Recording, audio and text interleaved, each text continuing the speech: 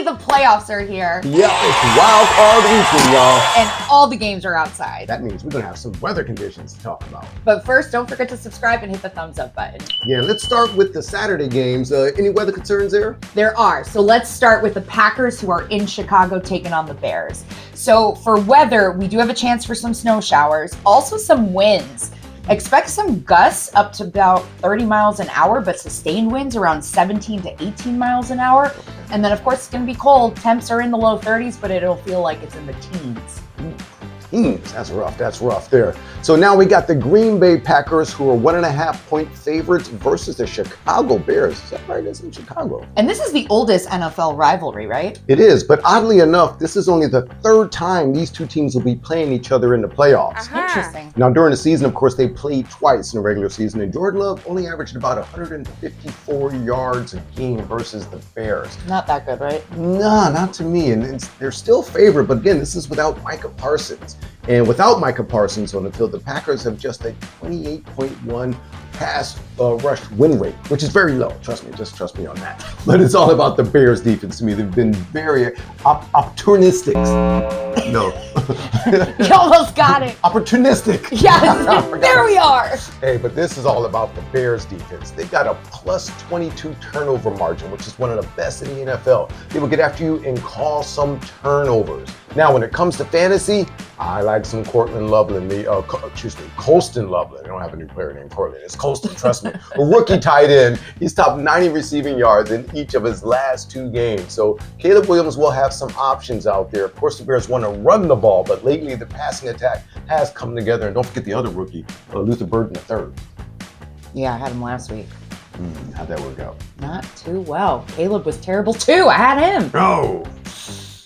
All right, now in our other Saturday game, the hometown Rams travel to Carolina to take on the Panthers, and you never know what you're going to get with the weather down there in Charlotte. Well, we're going to have quite a bit of a mix. First of all, you can expect it to rain, and we can't rule out the possibility of a thunderstorm, so that makes things a little interesting. Okay. Also, it's January, but it's unseasonably warm. We're talking low 70s to the mid 60s, and on top of it, it'll also be windy here, so you could see wind gusts up to 25, maybe even 30 miles an hour. Man, there's some bipolar weather or something. All right, now the Rams are a whopping 10.5-point favorites versus Carolina, and the over-under is 46.5. Look at this, the Rams have the #1 offense in points per and the #1 offense in yards per game. So do the Panthers have a shot in this one? Well, remember the Panthers did beat them. I think that was back in November. Manny remembers that. But it was a game, early game, waking up, going east. Same situation here. Weather's a little strange. But Carolina needs balance that it had in that Week 13 win over the Rams. The Panthers ran 40 times in that game for 164 yards. So not a ton of yards, but that controls the clock and it keeps their time of possession and keeps the ball away from Matt Stafford and Puka and company. I was thinking of taking Rico Dowdle. Okay, well, like Manny and I talked about, Manny's a resident Rams fan. The Rams are a little bit suspect with the run defense. Now, in terms of offense, we talked about the weather. LA is expecting Devontae Adams to return. He hasn't played since aggravating that left hamstring back in Week 15. So, when it comes to Puka and DFS, talking DraftKings or FanDuel, when Adams is there, he gets the red zone looks. So with that and the weather, you might be a little wary of the Rams passing game. All right, let's jump to a juicy one on Sunday. The 49ers travel to Philly to take on the Eagles. And the weather in this game's a little up in the air, but we could potentially see a slight chance for rain and or snow showers Sunday afternoon. But again, plan for gusty winds. We could see gusts in this game as well, up to 30 miles an hour. Gus gonna be the MVP. Really, and the temperature is in the upper to mid 30s. All right. Now, the San Francisco 49ers at Philly. Philly is favored by 5.5 points. It was 3 points. Why did it jump 2 points then in the spread? Well, a couple of factors. For one, is left tackle Trent Williams playing? He was a he didn't practice Wednesday, limited participant Thursday and Friday, and he is their menace on the offensive line, just dominating for Brock Purdy, and of course, Christian McCaffrey running the ball. So if he's not playing, I don't think they have a chance. 2, a lot of money could have come on Philly at that 3. So the wise guys in Vegas, those guys, they had to raise it up to 5.5. So do they think that the Eagles offense finally got on track? Well, I'll tell you what, since week 7, the 49ers, when Fred Warner, like one of their linebackers, they had already lost Bosa. Now, Fred Warner had an ankle injury. The 49ers run defense has struggled. They get no pressure on the quarterback. And did I say the run defense is suspect? Yes, I did. And they have a -6 turnover ratio. So, I mean, Shanahan's he's done it with smoke and mirrors, just getting his team this far with all the injuries and dealing without Purdy too. But you think this is where it ends? it might. I mean, Philly has its warts too. But and a fantasy football tip for you. Your guy, Brock Purdy, I don't know if you're taking him in DraftKings, his over-under for passing touchdown is 1.5. But the Eagles allow a league low passing touchdown rate. So don't expect 5 touchdowns out of him this game. Not this game, I wouldn't expect it.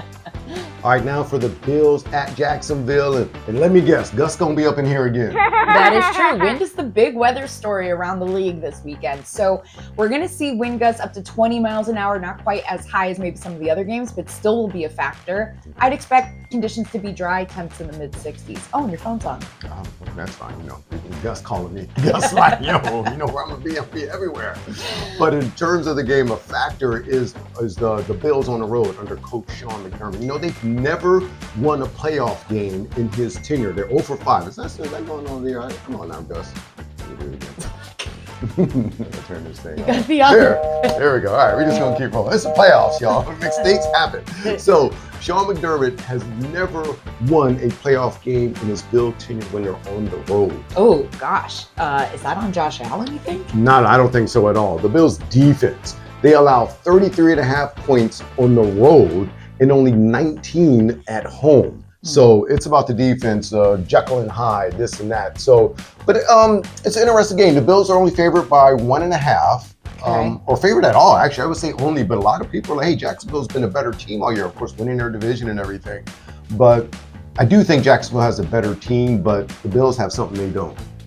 Josh Allen. Superman. Yeah, when push comes to shove, I don't think I'm betting against Josh Allen. The money's been even, by the way, coming in for the public on both sides. I've been considering taking him in DraftKings. Okay, he's a good bet. He's the most expensive quarterback on the slot, but he's probably worth it.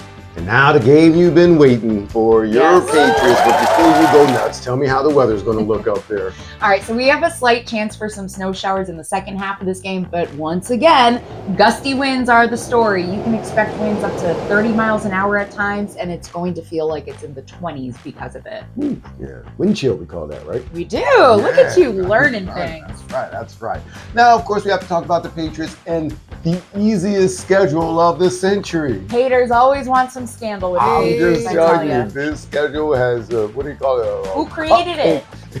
Who made it? They didn't make it. You just play who's in front of you, right? That's right. Now, the Patriots are favored by 3.5 in this game with an over-under of 46.5. The Patriots are also top 5 in point differential, points per drive on offense and defensive points per drive, and the Chargers are bottom 5 in those categories. So points. Yeah, a lot of points, but it's also a differential right there, like maybe a mismatch. Maybe you guys got another easy game. Who knows? But a little fun. We lost to the Raiders. I mean, yeah, he's still on the schedule though. It was easy. Yeah, you can't get any easier than that. Jesus. That's my point. All right, moving on to a fun fact. Did you know there was no Christmas in Boston between 1659 and 1681? No Christmas in Boston? That's sacrilegious. Right. All the pilgrims believed it was a corrupt holiday and banned any celebrations during that time period. It might be on something. Damn pilgrims. Having people ruining everything. Nah, they got people up in the village market buying those wooden car horses and stuff and spiking up the prices. They might have been on it. I don't know. We don't want to talk about Thanksgiving with them. So that's a wrap for Wild Card Weekend. Don't forget to subscribe and also smash a like. Yeah, and we'll be here all through the playoffs for you, giving you 4th down forecast, weather stats, and fun facts.